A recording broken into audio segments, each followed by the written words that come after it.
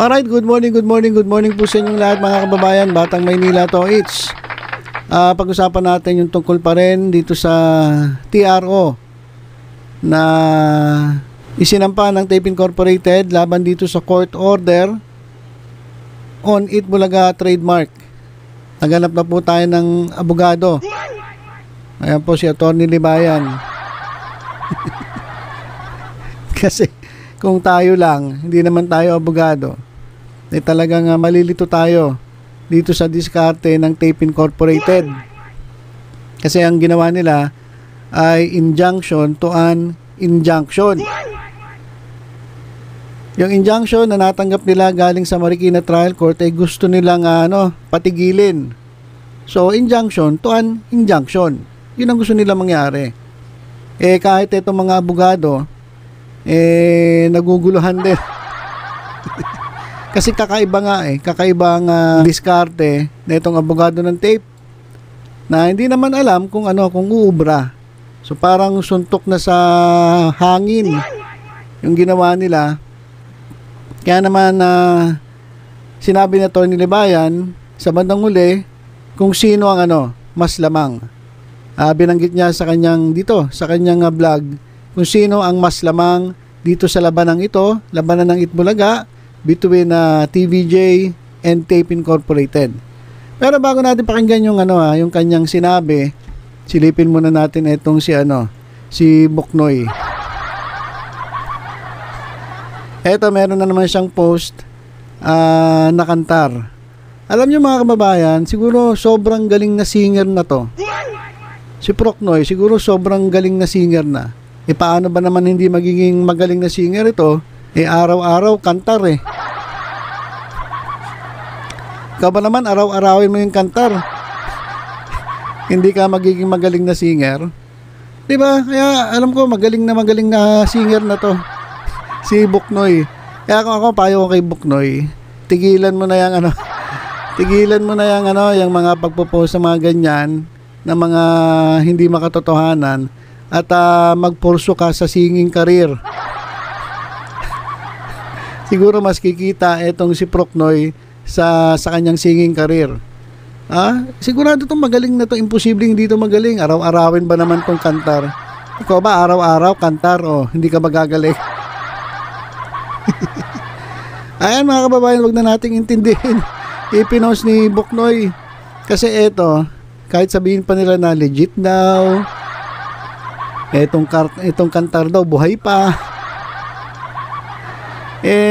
ito naman ay hindi pinagbabasihan ng mga advertisers. Hindi yan tinitingnan ng advertisers, hindi sila nagbabase rito para makipag-deal ng advertisement sa isang TV network. Hindi yan ang basihan ng mga advertisement. Ang basihan nila ay itong Nielsen Philippines. Yun po ang pinagbabasihan nila. Kapag mataas ang ratings mo sa Nielsen, mas marami ang magtitiwala sa iyo at magpapa-advertise sa iyong network. Pero itong kantar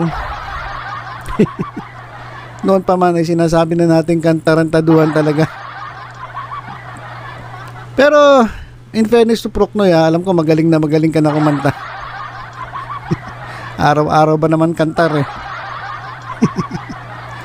So ito mga kababayan, bago natin pakinggan yung statement ni Atty. Libayan, babasahin ko lang sa inyo itong statement ng Divina Law Office, itong kampo ng TVJ tungkol sa statement ng Tape Incorporated. In case na hindi nyo pa alam, ito babasahin po natin from from dito sa GC ng TVJ Defenders. Babasahin natin, sabi ng Divina Law Office, inaasahan na namin na mag-apila ang Tape. Subalit nakakagulat na ang kanilang apila ay meron pang pahaging na may anomalya sa paglabas ng desisyon ng RTC. Sana ay legal issues na lamang ang kanilang tutukan at iwasan ang mga aligasyon ng hindi tamang gawain sa kalabang abogado. Hindi rin kanais-nais na gumamit ng mga salita na nakakainsulto o nakakasira sa integridad ng hukuman. We recognize the adversarial nature of our legal system which has necessitated lawyers to use strong language in the advancement of the interest of their clients. However, as members of a noble profession, lawyers are always impressed with the duty to represent their clients, cause with courage and zeal, but that should not be used as a license for the use of offensive and abusive language. In maintaining the integrity and dignity of the legal profession, a lawyer's language spoken or in her pleadings must be dignified. Sasagutin po namin ang kanilang apela at kami ay umaasa na mananaig pa rin ang hustisya at katotohanan ng Itbulaga ay nilikha at pinaghirapan ng TVJ. So yan po ang statement ng Divina Law Office. Sana raw ay maging professional. Etong kalaban nilang abogado, etong kampo ng Tape Incorporated. Dapat pag-usapan yung issue, legal issues, hindi yung kung ano-ano yung sinasabi nila.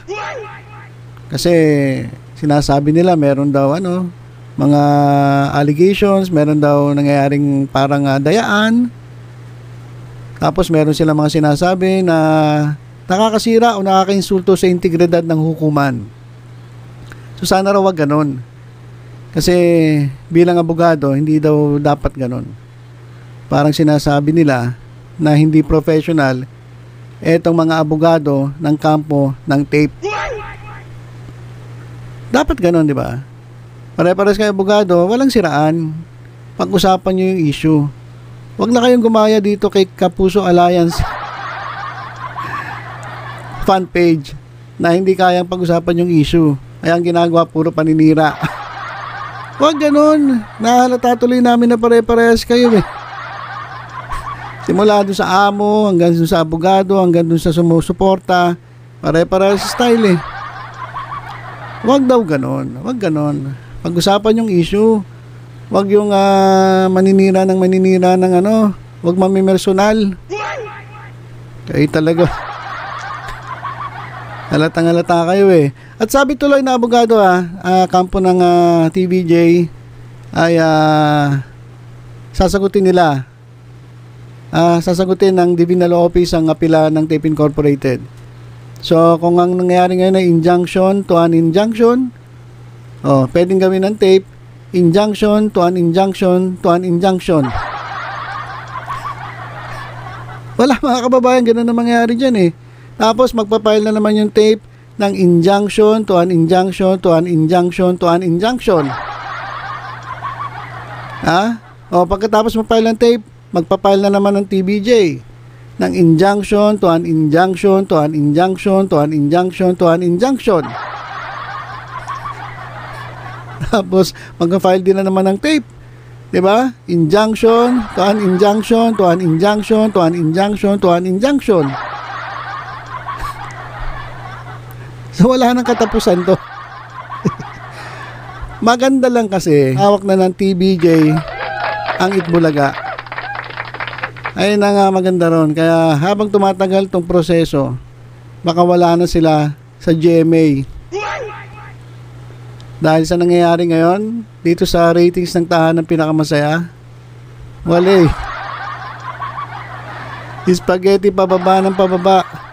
Spaghetti pababa ng pababa. Ayan, yun na nangyayari. Wala na. Kaya sabi tuloy ni Attorney Libayan, okay, that is normal. So yun ang abangan natin. Pero parang parang magkaiba yung atake ng TVJ at saka nitong Tape Incorporated. Di ba? Pero so far dito sa nangyaring ito, sino ang lamang? Siyempre lamang ang TVJ. Yon. Galing mismo sa abogado kay Atty. Libayan, lamang ang TVJ. Nakakuha sila ng injunction eh. Naging tahanang pinakamasaya yung kabila. So sila yung lamang. Kaya lang mga kabats natin, syempre hindi pa tapos yung laban. Okay? Kaya nga i-apela yan. Kaya lang dahil sa injunction na nai-issue sa kanila na pinipigilan silang gamitin o pinipigilan ng tape na gamitin ang Itbulaga trademark. Well, it's lamang dito yung TVJ. Okay, yan. Good luck. Good luck sa parehong partido. At yun. So yun lang mga kababayan, mabahaba pang labanan to each. At tayo naman umaasa na mananatiling matagumpay etong TBJ sa labanang ito. Alright, so yun lang po mga kababayan, tutok-tutok lang sa Batang Maynila to. Sa iba pang mga updates, ingat po tayong lahat.